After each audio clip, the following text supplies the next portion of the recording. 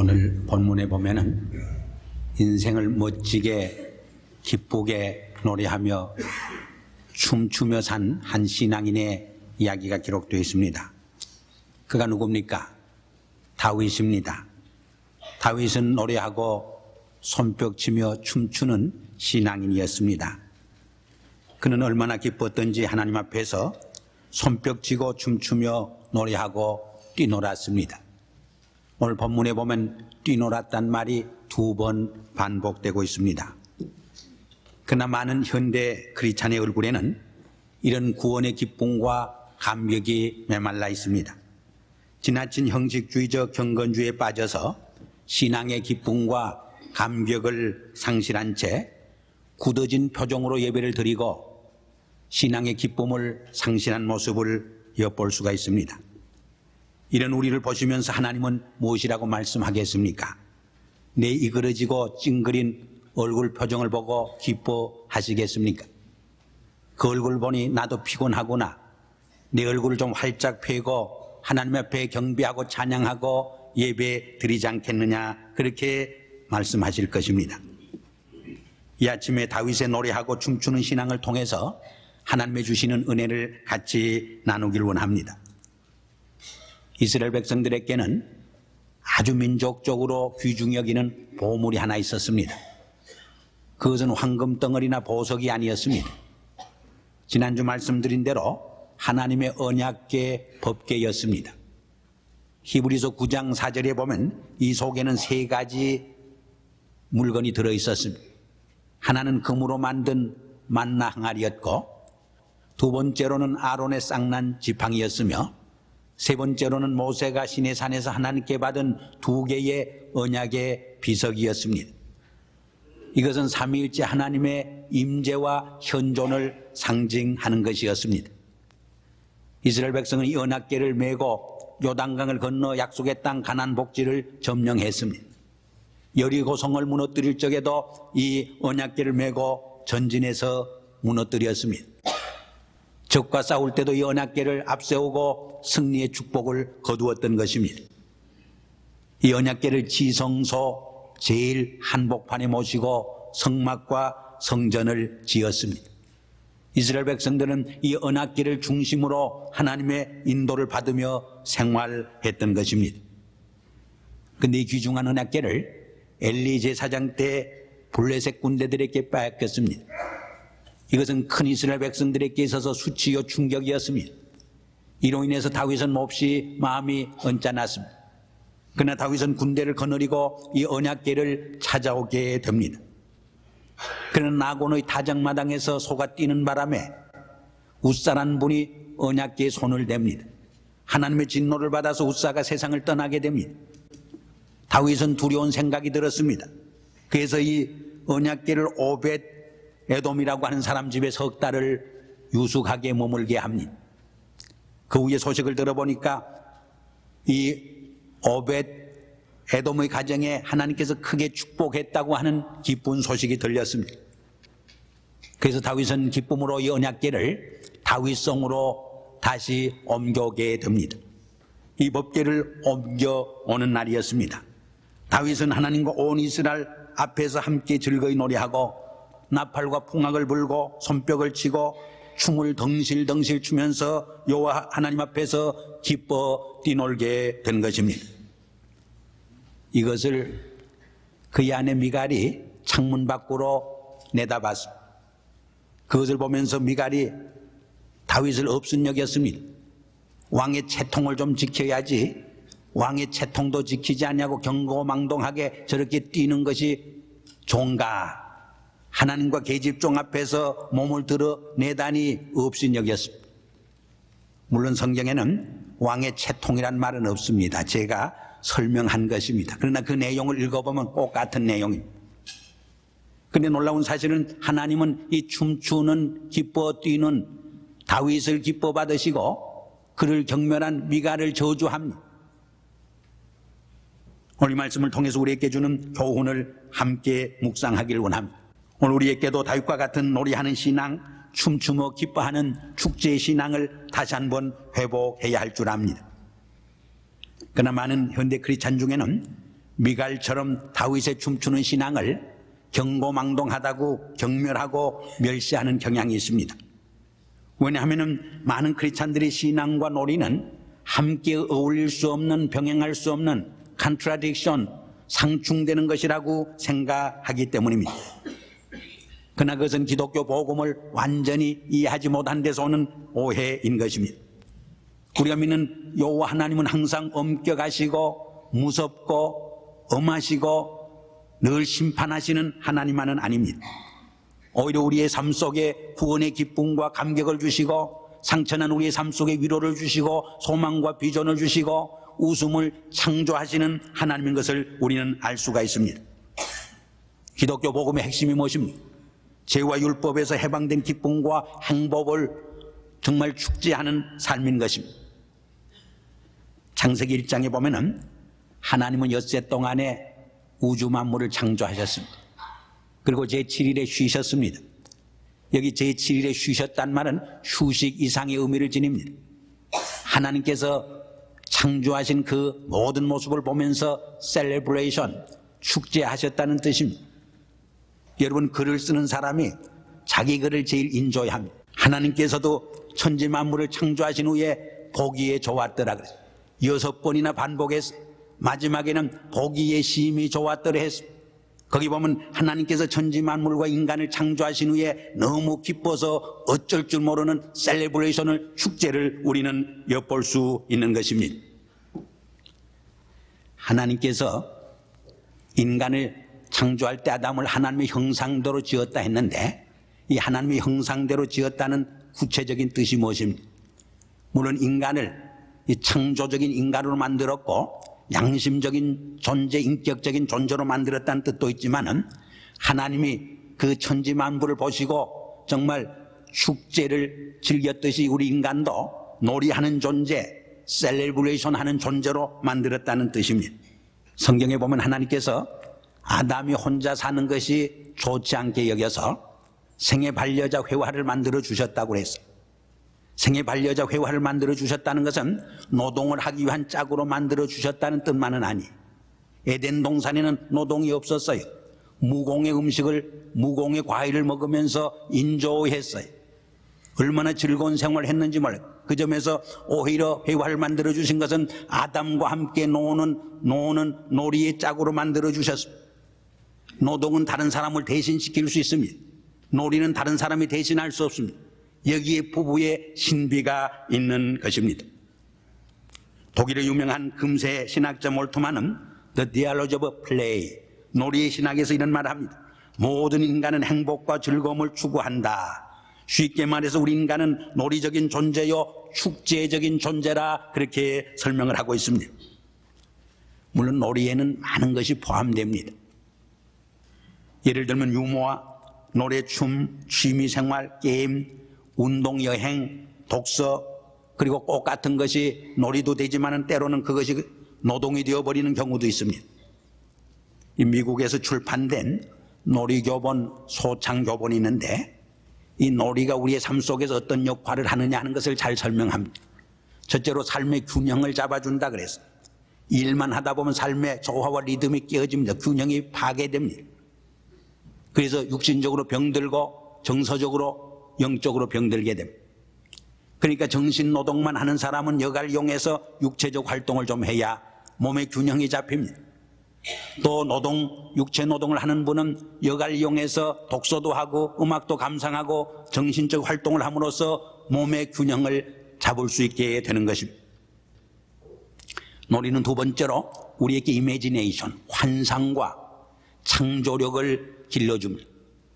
그래서 놀이를 recreation, 그 뜻은 recreation, 재창조란 뜻을 담고 있습니다. 세 번째는 이런 것을 다 생각하지 않더라도 fun, 재미를 갖다 준다는 점에서도 우리를 스트레스에서 해방시켜주는 그런 역할을 한다고 볼 수 있습니다. 네 번째로는 이 휴식과 놀이는 우리에게 새로운 아이디어와 새로운 프렌드십으로, 우정으로 인도해 준다 그래서 여러분 글을 쓰다가 생각이 안 나고 어떤 비즈니스를 하다가 어떤 창조적인 생각이 떠오르지 않을 적에는 손을 놓고 좀 쉬면은 인스피레이션이, 영감이 떠오릅니다. 창의적인 아이디어가 떠오르게 됩니다. 그리고 이해관계에서 만나는 사람보다 오히려 놀이 속에서 만나는 그 우정이 더 순수한 우정입니다. 그것이 새로운 인간관계로 연결시켜 줄 수 있는 것을 우리는 알 수 있습니다. 마지막으로 하나만 더 든다면 이 놀이는 자아를 발견해, 자기를 재발견케 해요. 자기의 탤런트나 자기의 능력이나 자기의 제한에 어떤 능력의 제한을 발견하게 하는 것입니다. 이 놀이는 개인에게뿐만 아니라 단체 생활에서도 협동정신을 길러주게 됩니다. 그래서 공동체를 갱신시키고 변화시키는 힘과 역할을 담당하게 되는 것을 우리는 엿볼 수가 있습니다. 미국의 유명한 잭슨 아이스라고 하는 종구학 교수가 있는데 이분은 유머화를 많이 연구했어요. 근데 그분이 유머화가 우리의 삶 속에서 어떤 역할과 기능을 하느냐 세 가지로 설명합니다. 첫째로는 인격을 치유하는 역할을 한다. 이 유머화는 우리의 삶을 치유하는 힘과 역할이 있다 그랬어요. 두 번째로는 사회적 화해의 기능이 있다 그랬어요. 사람과 사람을 화해시키는 그런 역할과 기능을 한다고 그랬어요. 세 번째로는 궁극적으로 우리의 삶을 긍정해주는 그런 역할을 한다 그랬어요. 예수님은 2000년 전에 이 놀이의 역할을 아셨어요. 그래서 축제적인 삶을 아주 중요시했습니다. 예를 들면 그의 말씀 중에 많은 해학적인 교훈과 풍자적인 비유와 교훈을 통해서 병든 사회를 비판하고 병든 인간을 치유하시는 모습을 우리는 성경에서 읽을 수 있습니다. 구체적으로 예를 들어서 피리를 불어도 춤추지 아니하고 곡을 해도 울지 않는다. 너희들이 천기는 볼 줄 알면서 시대의 징조는 보지 못하는구나. 기적을 요구하는 그들에게 요나의 기적밖에 보여줄 것이 없다 하신 말씀은 얼마나 차원이 높은 풍자적인 비유요 하나의 해학적인 교훈인지 알 수 없는 것입니다. 인간은 놀이와 축제를 통해 인간 본연의 모습으로 돌아갑니다. 놀이에서의 만남이 오히려 순수한 만남이요 인격적인 만남이 되어집니다. 인간의 생존이 놀이에서 시작되는 것을 우리는 찾아볼 수가 있습니다. 태중에 살아있는 아이를 논다 그래요. 놀지 않으면 죽은 아이가 됩니다.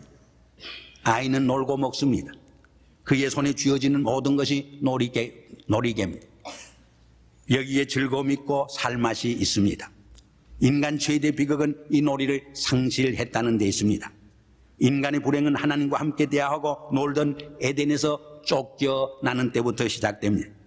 그래서 스스로 하나님께 등을 돌리고 수고하고 노동하는 존재로 전락하게 된 것입니다. 창세기 3장 16절 이하를 읽어보면 이 에덴에서 놀던 삶에서 쫓겨나서 여자는 수고하고 잉태하며 해산의 고통을 가지게 되었고 남자는 땀을 흘려 노동을 함으로 먹고 사는 그러한 신세가 되었고 땅은 가시덤불과 엉커기를 내게 되었다고 설명을 해줍니다. 죄 지은 인간에게 찾아온 놀이와 축제의 삶은 잃고 노동하는 인간으로 살게 된 것을 보여줍니다. 노동하는 종이 된 것을 우리에게 보여주는 장면입니다. 인간은 에덴의 놀이를 잃은 다음 자기 자신의 탐욕 때문에 온 세상을 전쟁터로 싸움터로 만들어 놓습니다. 하나님의 부유한 생명을 떠나서 바로 자기 자신의 자원으로 먹고 살려고 하게 됩니다. 자기 자원의 그 제한된 지식과 능력으로 살다 보려고 하니까 빈곤과 가난이 찾아옵니다. 고난과 죽음이 찾아옵니다. 이것을 극복하기 위해서 이웃의 것을 착취하려고 합니다. 거기에서 생존 경쟁이 시작되는 것을 우리는 볼 수가 있습니다. 하나님과의 놀이적 관계가 단절된 인간은 비인간화하고 말게 된 것입니다. 부모가 자식과 충분히 놀아줌으로 사랑을 베풀어야 인격적으로 건강함. 충분한 부모의 사랑을 받지 못한 자녀는 인격적으로 병들고 왜곡되어집니다. 우리 인격만이 병든 것이 아닙니다. 하나님과의 축제적인 삶의 관계를 떠난 인간은 가정도 병들게 되고 우리의 일터도 병들게 되고 우리의 사회도 병들게 되고 심지어는 우리의 신앙마저 병들고 심지어 우리 인간의 놀이마저 병들게 되는 것을 볼 수가 있습니다. 그래서 인간이 노는 그 노름은 퇴폐적이고 향락적인 것입니다. 우리 인간을 더 퇴폐케 하고 부패케 하는 놀이에 불과합니다. 그것이 바로 세상의 향락이나 춤이나 세상의 어떤 도박으로 나타나는 모습을 우리는 볼 수가 있습니다. 이러한 인간에게 예수님은 잃어버린 삶의 기쁨과 놀이를 회복시켜 주시기 위해 오신 것입니다. 창세기 3장 16절 이하에 보면은 이 축제적 삶을 잃어버린 인간의 비극을 이야기합니다.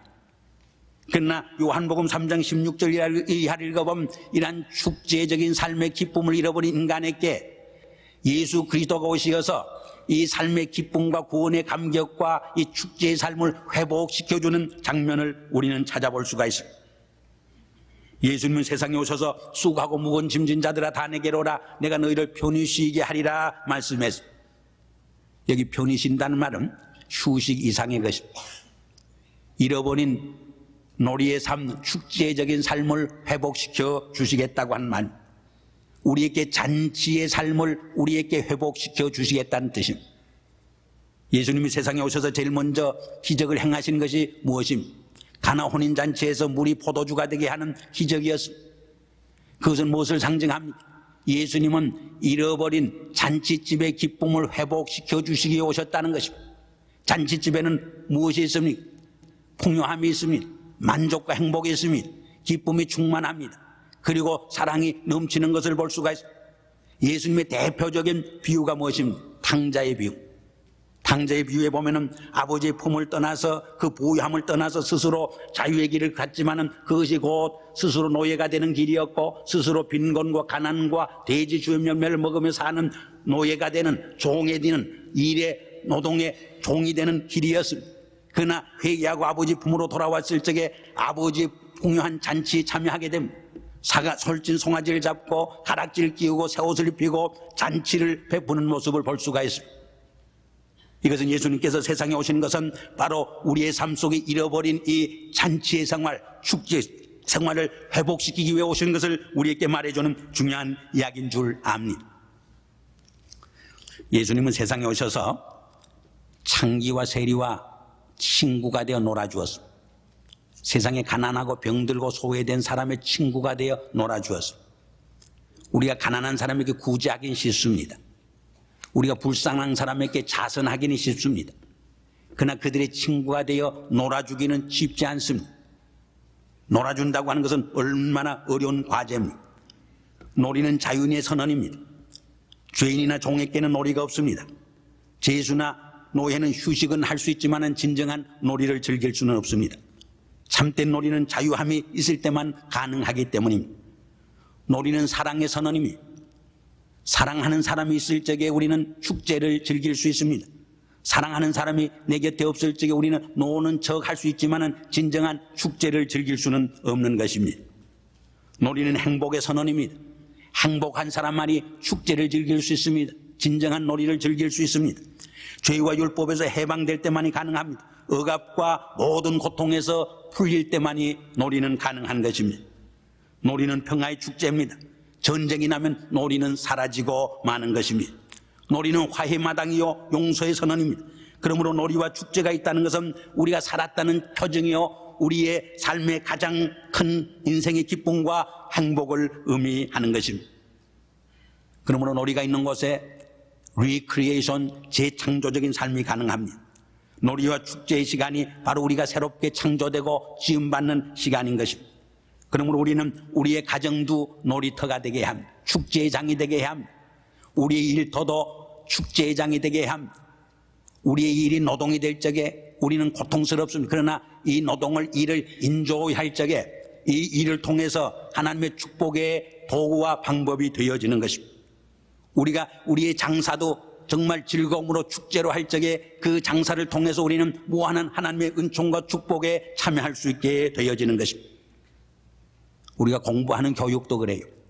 그게 노동이 될 적에 고통스럽습니다. 그러나 그것이 가르치고 배우는 것이 하나의 축제가 되어질 적에 거기에서 우리의 삶이 재창조되고 새로운 사회가 탄생되어지고 새로운 삶이 창출되어지는 것을 우리는 알 수 있습니다. 이러한 축제의 삶을 회복시켜주는 것이 성령의 역사입니다. 왜냐하면 성령은 자유의 영이기 때문에, 성령은 화해의 영이기 때문입니다. 성령은 사랑의 영이기 때문입니다. 성령은 용서의 영이기 때문입니다. 우리가 성경을 읽어보면 초대교회 성도들이 성령 충만했을 적에 새술에 취한 사람처럼 기뻐하고 춤추고 노래하고 구원의 감격으로 유무상통하고 정말 축제의 삶을 즐겼던 것을 성경에서 우리는 찾아볼 수 있는 것입니다. 이처럼 기독교 복음은 장례식과 같은 엄숙하고 근엄하기만 한 그런 종교가 아닙니다. 용서받은 기쁨과 구원받은 감격과 축제의 삶이 있는 것이 크리스찬의 복음이요 크리스찬의 신앙의 내용인 것입니다. 왜냐하면 우리는 죽은 그리스도를 믿지 아니하고 죽었다가 다시 사신 부활의 주님을 믿기 때문입니다. 과거의 하나님을 믿지 아니하고 현재 우리의 역사 속에 살아 움직이는 우리를 축복하시고 케하시고 돌보시고 인도하시는 살아계신 여호와 하나님을 우리는 믿기 때문입니다. 아브라함에게 불가능한 아들을 백세해 주시고 그로 하여금 웃게 하신 하나님을 믿기 때문입니다. 우리의 삶 속에 이러한 슬픔을 제거하시고 치유하시고 참된 웃음을 창조해 주시는 살아계신 여호와 하나님을 우리는 믿기 때문입니다. 이 하나님을 만나고 경험하고 이 성전을 떠나갈 수 있기를 바랍니다. 그때 우리의 삶 속에 진정한 재창조의 삶이 일어나고 정말 우리의 삶 속에 축제의 삶이 회복되어질 줄 압니다. 하나님은 바로 이러한 삶으로 우리를 초대하고 계시는 것입니다. 기도하겠습니다. 아버지 하나님, 옛날 다윗이 하나님의 법궤를 찾아올 적에 그 하나님 앞에서 노래하고 춤추고 뛰놀았던 모습을 통해서 정말 축제의 신앙을 다시 한번 저희들이 생각한 기회를 주심을 감사합니다. 오 주여, 우리도 구원의 기쁨과 용서의 감격에 기뻐 뛰며 주님을 섬기게 하여 주시고 우리의 신앙생활에 이러한 감격과 기쁨을 회복시켜 주시옵기를 간절히 바라옵곤 합니다. 이 메마른 광야 같은 세상에 나아가 살 때에 이러한 기쁨을 가지고 살게 해주시고 죽음이 있는 곳에 생명을, 절망이 있는 곳에 이 소망을, 이 어두운 세상에 이 기쁨의 복음을 증거하는 저희들이 되도록 은혜를 베풀어 주시옵소서. 예수 그리스도 이름으로 감사하며 기도드리옵나이다. 아멘.